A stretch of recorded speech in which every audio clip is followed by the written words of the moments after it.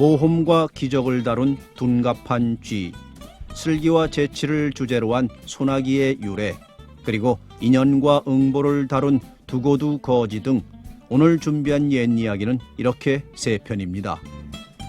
글쓰기에 지쳐있는 분들에게 문학을 다시 한번 생각하게 하는 시간이 되길 희망하면서 바로 시작합니다.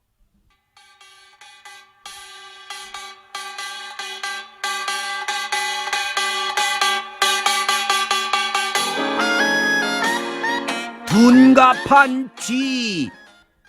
그러니까 아주 먼 옛날 호랭이 담배 피던 시절 때 얘기야. 옛날에 선비한 사람이 살았는데 이 사람이 글 공부하러 깊은 산중에 있는 절간에 갔어. 그러니까 식구들은 다 집에 두고 혼자 간 거지. 가서 밤낮으로 글을 읽는데 워낙 깊은 산중이라 1년 가야 절간에 드는 사람도 나는 사람도 없어. 그러니 아무리 글 읽는 선비라 해도 외롭고 쓸쓸할 거 아니야? 그런데 선비가 글 읽는 절방에 밤마다 쥐 한 마리가 들락날락해. 문구멍으로 뽀로로 들어와서 선비가 글 읽는 것을 빤히 쳐다보다가 뽀로로 나가고 이런단 말이지. 집에서 같으면야 방에 쥐새끼가 설치면 귀찮아서 내쫓든지 잡든지 하겠지만은 워낙 쓸쓸한 절간이라 쥐 한 마리도 없는 것보단 낫단 말이야. 하루라도 쥐가 안 들어오면 궁금하고 오면 반갑고 이렇단 말이지. 이렇게 쥐를 동무 삼아 지내다 보니 정이 들어서 선비는 쥐가 다니는 길에 먹을 것을 놓아두었어. 먹던 밥도 아껴서 남겨두고 과일이다 푸성기다 이것저것 놓아두었지.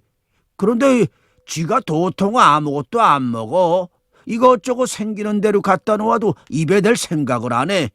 그거 참 이상한 일이다 하고 있는데 하루는 손톱발톱을 깎아서 미처 못 버리고 방구석에다 두었더니 쥐가 그걸 낼름낼름 집어먹더라지 뭐야. 아하, 저 쥐는 손톱발톱을 잘 먹는구나 생각하고 그때부터 손톱발톱을 깎을 때마다 쥐가 먹으라고 일부러 안 버리고 방구석에 놓아두었어. 그랬더니 쥐가 잘 먹더래. 그렇게 얼마를 지났는데 하루는 쥐가 안 와. 그 다음 날도 안 와. 그 다음 날도 안 오고 아주 발을 뚝 끊었어. 선비는 날마다 밤마다 들락날락하던 쥐가 안 오니까 좀 섭섭했지. 그러면서 글 공부를 했어. 이러고로 글 공부를 다 하고 선비가 이제 집으로 돌아갔지. 그런데 집에 돌아가 보니 참 별일이 다 났어. 글쎄 저하고 똑같이 생긴 사내가 집에 있는데 아주 사랑을 차지하고 앉아서 주인 행세를 톡톡히 하고 있어. 선비가 집에 들어가니까 식구들이 우르르 나와 보고 기절초풍을 하지. 저희 집주인이 똑같은 게 둘이나 생겼으니 기절을 하지 않아. 네 놈은 웬 놈인데 남의 집에 들어와서 주인 행세를 하느냐? 선비가 호통을 치니까 너야말로 어떤 놈이 남의 집에 와서 야단을 하느냐? 얘들아, 어서 저놈을 내쫓아라! 하고 가짜 선비가 아주 한수를 뒀어. 집안 식구들이 정신을 차리고 보니까 이건 생겨도 너무 똑같이 생겨서 도저히 분간이 안 된단 말이야. 생긴 모습은 말할 것도 없고 목소리고 행동거지고 모조리 빼다 박아놨으니 분간이 되나. 이 일을 어쩌나 하고 궁리를 하다가 몇 가지 시험을 해보기로 했어.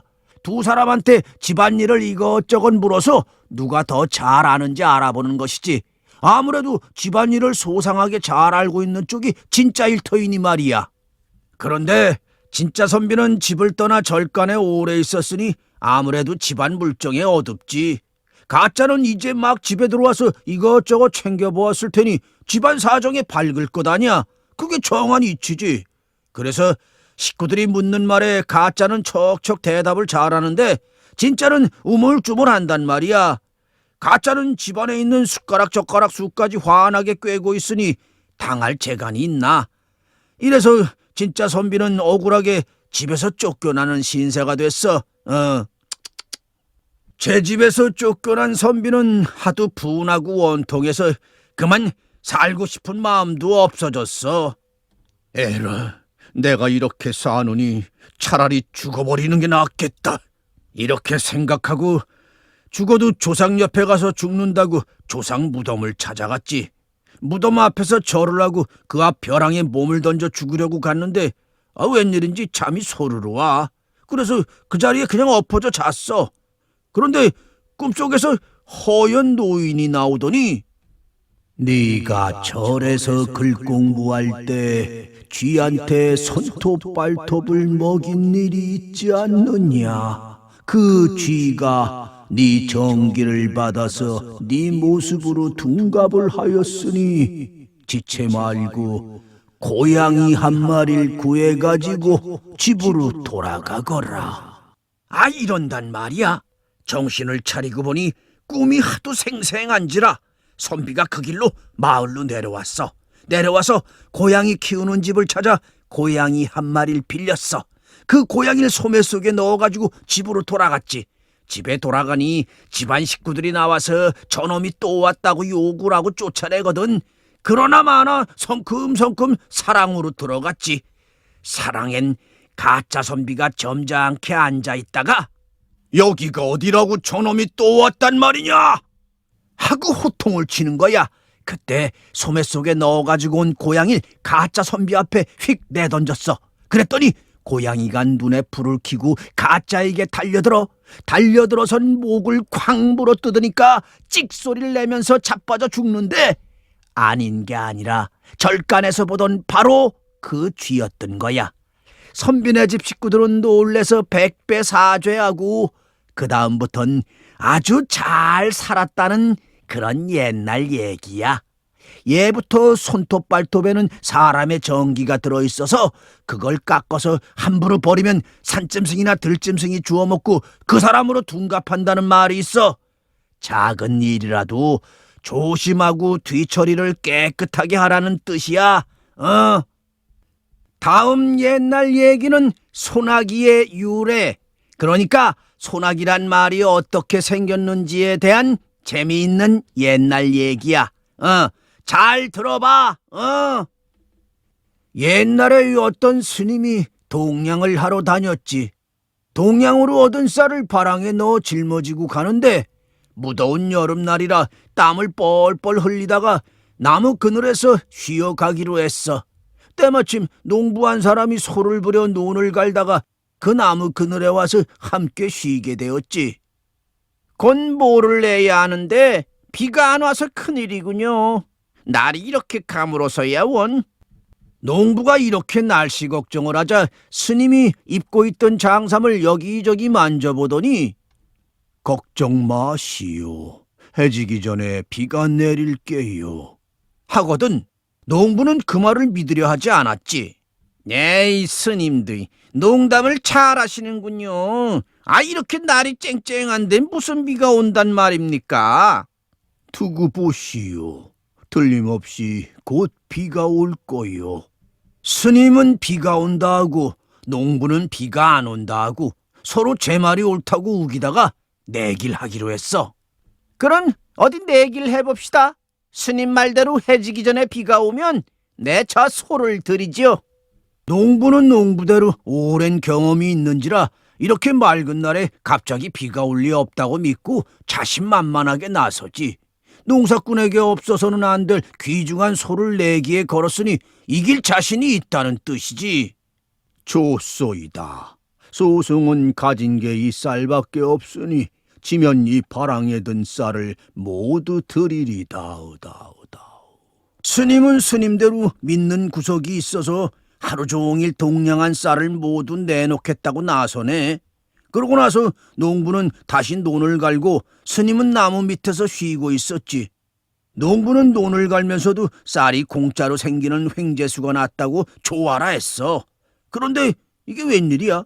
갑자기 마른 하늘에 천둥이 치더니 시커먼 비구름이 눈 깜짝할 사이에 뭉게뭉게 모여들지 않겠어?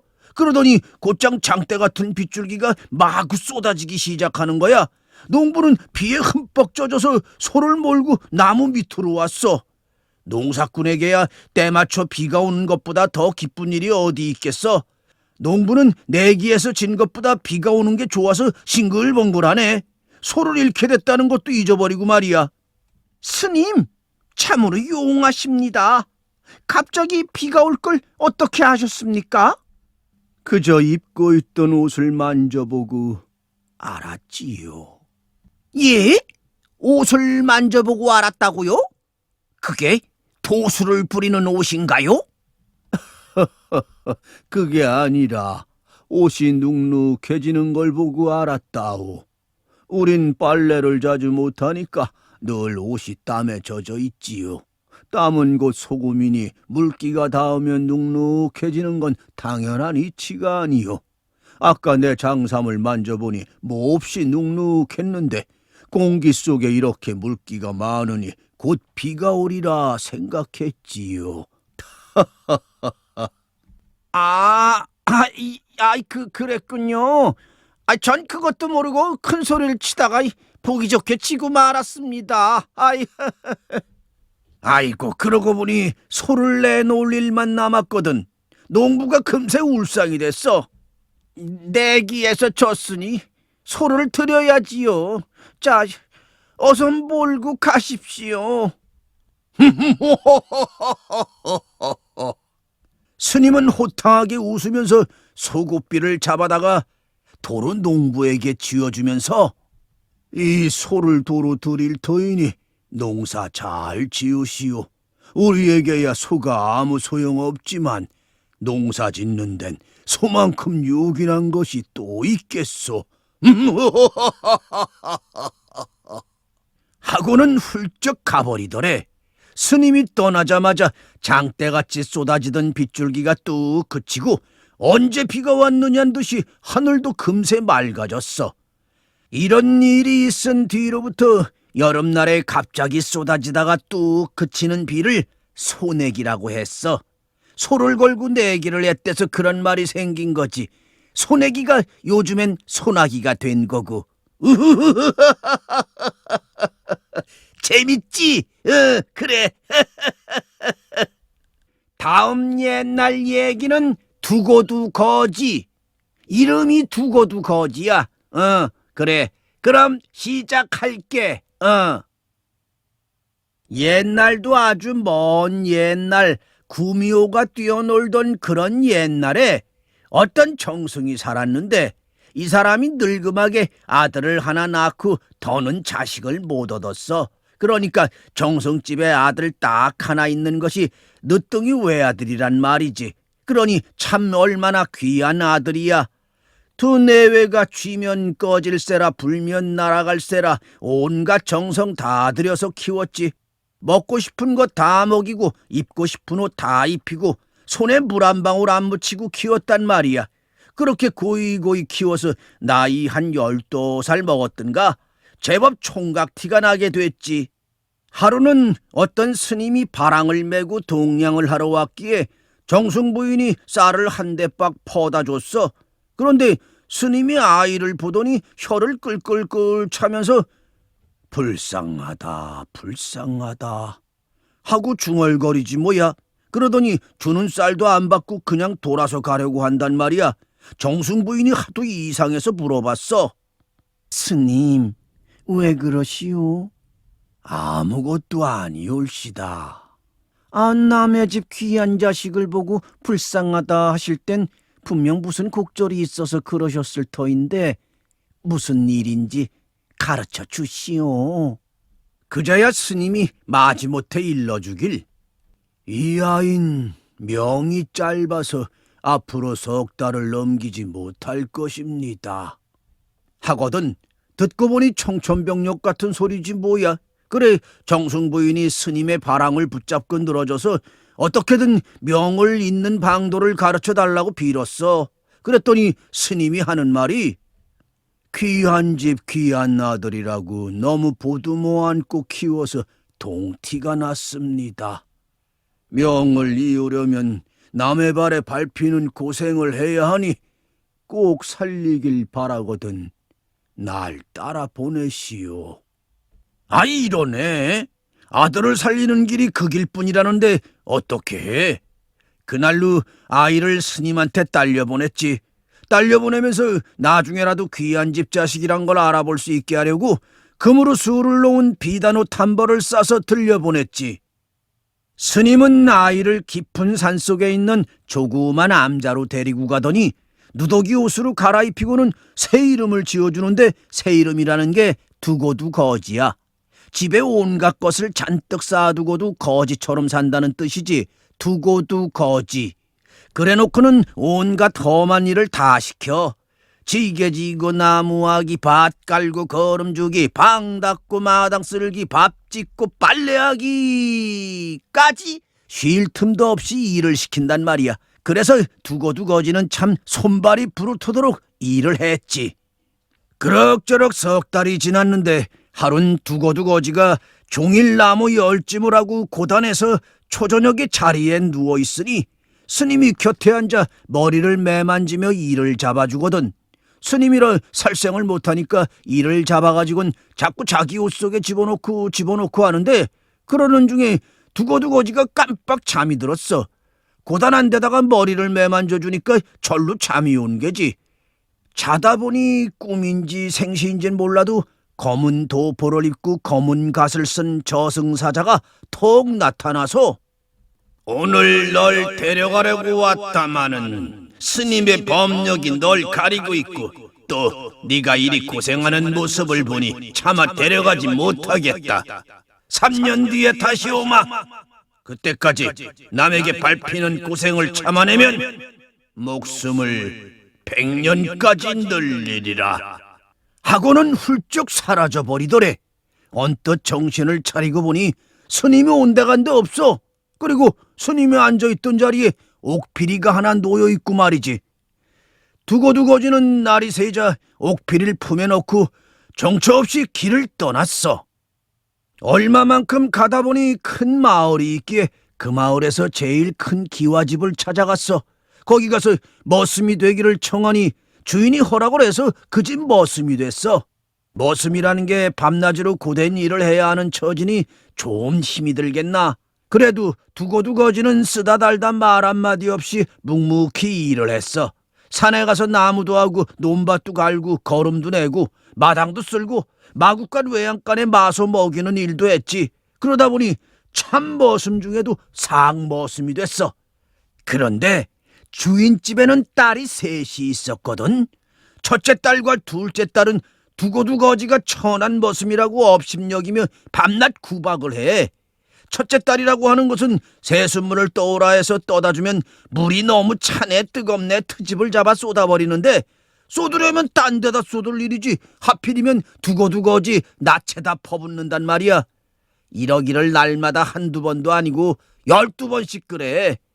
둘째 딸이라고 하는 것은 앞마당을 쓰려고 시켜놓고 빚을 뒤에 콩알만한 자갈이라도 남으면 빗자루로 때리는데 이러기를 들며 알며 하루에도 서너 번씩 그러거든. 그런데 셋째 딸은 달라. 두고두 거지 옷이 해지면 언니들 몰래 기어 입히고 두고두 거지 머리가 북두갈고리처럼 헝클어지면 찬빗으로 곱게 빗어주고 어쩌다가 잔치집에 갔다 오면 고기야 떡이야 싸가지고 와서 몰래 먹이고 이렇게 잘해준단 말이야. 그럭저럭 3년이 지났는데 하루는 이웃마을 장잔의 환갑날이 되어서 온 식구가 잔치집에 가게 됐어. 집안 어른들이 먼저 잔치집에 가고 그 다음으로 딸들이 나서는데 먼저 첫째 딸이 나와서 말을 대령하라고 소리를 쳐. 두고두 거지가 마구간에 가서 말 한 피를 내와서 첫째 딸 앞에 대령했겠다. 그랬더니 첫째 딸 하는 말 좀 들어보소. 이놈아, 이 높은 말을 어떻게 타라고 그러고 섰느냐? 어서 말 아래 엎드려라. 그래서 두고두 거지가 말 아래 네 발로 엎드렸어. 첫째 딸은 두고두 거지 등을 밟고 올라서서 말을 타고 갔지. 그 다음에 둘째 딸이 말을 대령하라고 소리치기에 또 말을 끌어다 놨지. 둘째 딸도 두고두 거지도로 엎드리라고 하고서 등을 밟고 말을 타고 갔어. 셋째 딸이 나오기에 두고두 거지가 또 말 아래 엎드리라고 했지. 그랬더니 셋째 딸은 두고두 거지를 부축해 일으키고서는 난 걸어서 갈 터이니 이따가 틈을 타서 이 말 타고 와요. 내 맛있는 음식을 많이 감춰 놓을 테니 하고서 간단 말이야. 온 식구가 다 잔칫집에 가고 나니 집안엔 두고두고지 혼자 남게 됐지.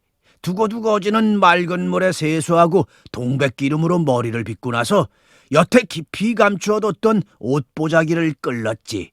거기에 뭐가 들어있나? 금으로 술을 놓은 비단옷이 들어있지.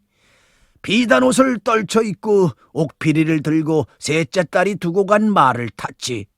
그렇게 차리고 나서 옥피리를 불면서 잔칫집에 갔어.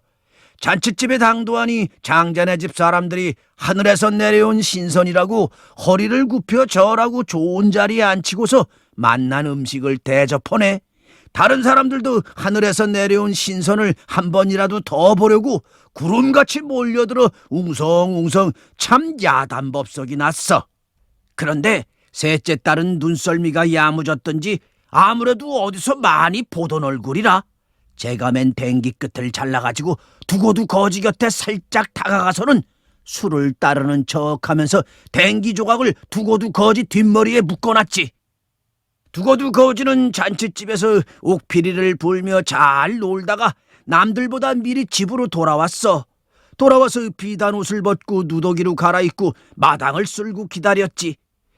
한참 뒤에 딸들이 돌아와서 첫째 딸, 둘째 딸은 잔칫집에 가서 신선 만난 얘기를 하느라 입에 침이 튀는데 셋째 딸은 아무 말이 없어. 그러다가 다른 식구들이 안 볼 때 가만히 두고두 거지를 불러놓고 비단옷은 어디서 났으며 옥필은 어디서 났어요? 어서 바른 대로 말해봐요. 하고 묻겠지.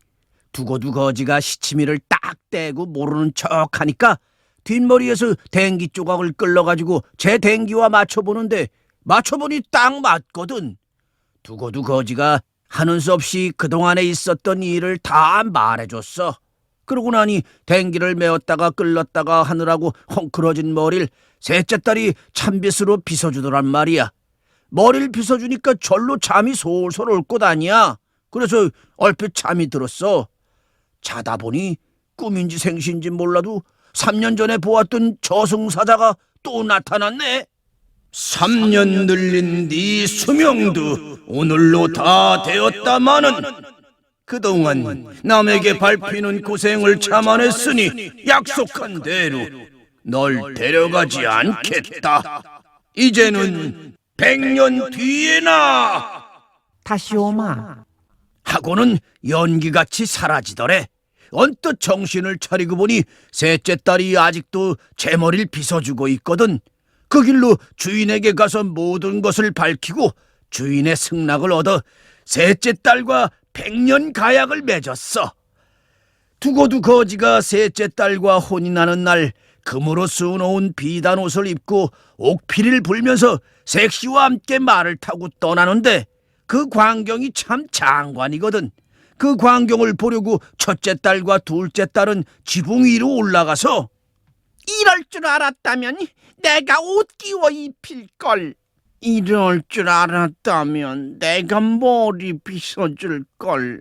하면서 한탄을 하다가 그만 땅에 떨어져서 죽었대. 그렇게 떨어져 죽은 자리에 쌍버섯이 났는데 사람들은 그걸 보고 죽은 두 딸의 혼이 버섯이 되었다고 그랬대.